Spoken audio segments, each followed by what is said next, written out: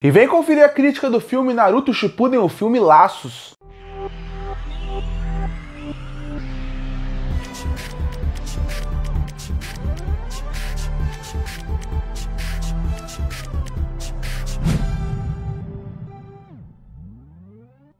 Bom, eu finalmente assisti o segundo filme que envolve a saga de Naruto Shippuden chamado Laços. E esse é aquele filme famoso clickbait. Aparentemente, quando você pensa nos filmes de Naruto Shippuden, aparentemente eles vendiam um filme não pela história, nem pelos personagens, e sim por algo incrível que iria acontecer. Só se pensar no filme passado, o primeiro filme do Shippuden, ele chamava A Morte de Naruto.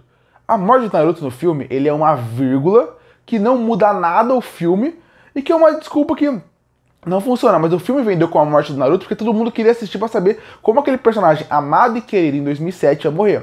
Aí quando você pensa em Naruto Shippuden Laços, você coloca um pôster onde tem Naruto e Sasuke, você pensa assim, nossa, esse filme vai ser o reencontro do Naruto com o Sasuke, vai ser um grande momento entre eles, vai fazer com que eles tenham uma grande conexão. Afinal, Laços, o pôster mostra cada um de um lado, eles sempre divulgaram como se fosse o laço entre eles. E também não é.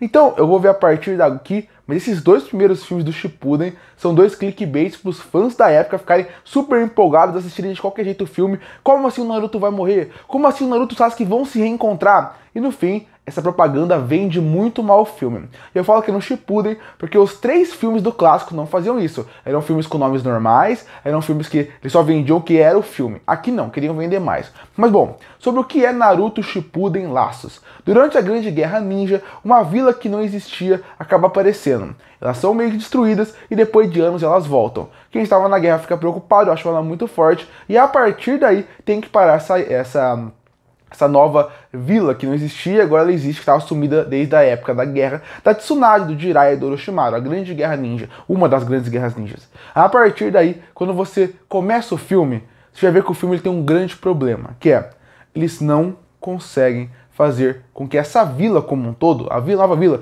a Vila do Vento, ela tenha carisma suficiente. Por que eu falo isso? Porque o grande vilão do filme, que eu vou chegar mais pra frente, ele é bem carismático. Ele é bem, visualmente ele é interessante, a evolução dele é interessante, como o trabalho dele é interessante. Mas ele é um vilão que vai aparecer quase no terceiro ato do filme. Quando você pensa nos vilões do filme como um todo, são a Tribo do Vento, a Vila do Vento.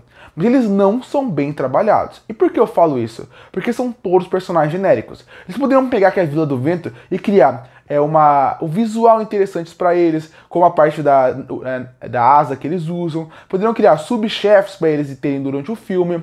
Mas não, eles são uma vila que estão lá só para forçar o Naruto e o Sasuke a irem a uma aventura. Quando você pensa como um todo, isso é um grande desperdício, porque eles criam como se fosse um grande problema. Meu Deus, como vamos parar a Vila da Nuvem? Eles são muito fortes. Só que todo mundo tá na vila e ninguém ajuda. É uma missão que, de acordo com a Tsunade, é muito rara, é uma missão que todo mundo precisaria resolver, e eles montam uma equipe que não é tão forte, que é forte na verdade, mas que poderia ter mais gente. É uma grande vila que não volta desde a guerra. Eles querem saber segredos da Vila da Folha. E você manda Shikamaru, Sai e também o Kakashi. Tá bom, o Kakashi é forte, mas eu digo assim, não faz sentido. Se ainda tivesse uma desculpa de cada um tá numa missão, tudo bem. Só que no final o Jiraiya aparece, no final outros personagens como o Neji aparece.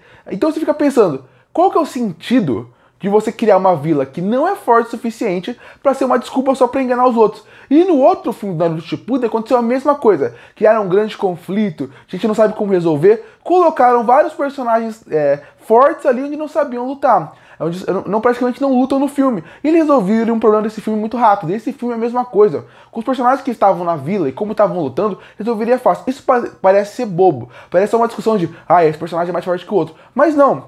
Isso é um roteiro burro. Isso é um roteiro que não sabe trabalhar seus personagens. Eu não tô falando que eles tinham que colocar esses personagens pra lutar, mas então dá desculpas. Ou melhor, cria vilões interessantes dentro da Vila do Vento pra gente, como público, poder se importar mais com aquela luta. O Sai, sozinho, quase destruiu toda aquela vila. Se o Sai sozinho destruiu quase toda aquela vila, e você tem um gênio como Shikamaru, você tem o Kakashi, Porque eu vou me preocupar se o Naruto vai ganhar deles ou não. Óbvio que ele vai ganhar. Então esse subplot que existe no filme de vamos parar a Vila do Vento, como a gente tem que parar, vira algo jogado fora, porque eles nem são um grande antagonista do filme. E a gente entra no grande antagonista, e ele é bom. Eu gosto muito de como trabalham ele, como usam ele como uma ferramenta, como ele combina muito com a discussão que o Naruto tem sempre de eu lutaria pela minha vila, por tudo. Eu gosto muito de como ele vai trabalhando. Eu acho que o final é um pouco exagerado nas evoluções que ele tem. Mas mesmo assim, acho interessante. E eu não gosto muito do visual do Biju Zero. Mas mesmo assim, como um todo, ele é um vilão que é legal a construção, é legal a virada dele, é legal como é trabalhado e como ele é um contraponto muito bom pro Naruto. Inclusive, a menina nova que aparece aqui, ela também é bem utilizada. Não gostei muito como utilizaram Neji, como usaram Hinata e Sakura aqui. Acho que a Hinata e a Sakura poderiam ser muito melhor utilizadas. Como? Não sei. O roteiro deveria ter usado melhor. Agora desculpa que a Hinata caiu num golpe que a gente nunca vê e que vão tirar a Sakura por motivo nenhum do filme, não faz sentido. É o que eu falei. O roteiro parece que ele tem preguiça de dar soluções para os personagens resolverem as coisas. Então o que ele faz? Ele dá a solução mais fácil possível, porque assim ele não precisa pensar muito. Então a Sakura vai voltar pra vila, porque a Sakura é uma médica, a gente precisa dela, não, vai embora. A Hinata, ela caiu num golpe que nunca é mostrado. A Hinata, super forte, como ela caiu. Então o roteiro, ela vai usando essas desculpas, que vai enfraquecendo ele cada vez mais. A sorte é que os personagens novos, os dois que são apresentados, são interessantes. E você deve estar pensando, tudo bem, ou a história ela começa muito bem, ela tem um potencial, a metade, quando tem que se desenvolver, ela se perde completamente, não sabendo utilizar personagens, narrativa, quem tá à sua volta, mas pelo menos tem uma boa virada e um bom personagem novo. Mas e o Sasuke e o Naruto? Bom, essa é outra parte que me incomoda muito no filme. Porque qual que é a grande questão? A Tsunade manda eles terem que ir pra Vila do Vento, os personagens novos e a equipe feita por Hinata, Sakura e Naruto.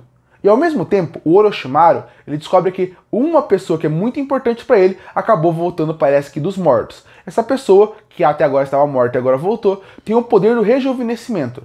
O Orochimaru quer muito esse poder, então ele manda o Sasuke para lá. E tudo bem, tem duas histórias paralelas entre o Sasuke e o Naruto. Tudo bem que o roteiro não conseguiu utilizar duas histórias ao mesmo tempo, que era a Vila da Folha e o Naruto, cada um num ponto. Mas tudo bem, o problema é, o Sasuke, ele é jogado no filme, e para vender o filme, porque ele é o Sasuke, no Shippuden, numa época onde ninguém tinha visto muito dele visualmente ainda, mas aí que você começa o filme, aí começa o problema. O Sasuke simplesmente some do filme. Ele aparece, tem dois diálogos, some, aí ele reaparece no final. Nem construíram bem pro Sasuke chegar até lá. Tá bom, o Sasuke não fala muito, o Sasuke é muito introspectivo, ele pensa muito no dele. Mas quando você pensa nisso, já que a história dele vai ter uma ligação direta e fala com o Orochimaru, coloca mais o Sasuke no filme. Coloca qualquer um com ele, coloca o Kabuto com ele pra ele poder conversar com alguém. Porque ele aparece no final, e realmente aquele momento só pro fã falar, Sasuke e Naruto juntos. É óbvio, é muito legal ver eles lutando junto. As cenas funcionam muito bem. Mas quando você pensa como um todo, ele não precisava estar no filme. Ele tá lá por causa que são dois personagens queridos juntos. Mas como um todo, eles não precisavam estar no filme de forma nenhuma. O Sasuke, ele é apresentado e aparece no final. Esse meio, cadê o Sasuke? Porque ele tá lá, como ele chegou lá? Quem que é ele nessa parte toda em relação ao Sasuke? Qual que é a ideia dele sobre o Orochimaru nessa parte? A gente não sabe nada, porque o filme só joga ele lá. Então até e a relação do Sasuke com o Naruto nesse filme é muito estranha também. Porque o Sasuke nessa época, ele não odiava o Naruto tanto como ele odiou no clássico, mas ele odiava o Naruto. Ele poderia matar o Naruto a qualquer momento para poder se salvar e matar o Itachi nesse ponto. Só que quando você pensa como um todo, você percebe que o Sasuke ele tá muito fora do que ele é normalmente, ajudando muito o Naruto, pensando muito nele. O Naruto fala uma frase que deixa ele feliz. Você vê que não faz muito sentido com o personagem que existia no mangá naquela época. Ele tem que pensar na época que história e obra saíram. A história e filme saíram. Então, o grande problema desse filme é o roteiro, que tem ideias muito boas, boas viradas, bons momentos, um vilão com potencial gigantesco, mas que se perde no meio do caminho com um roteirista ruim e preguiçoso, que não sabe trabalhar histórias secundárias, universo, ambientação. Até a ambientação do Naruto é meio estranha nesse filme, que você não sente muito aquele clima de Naruto como um todo.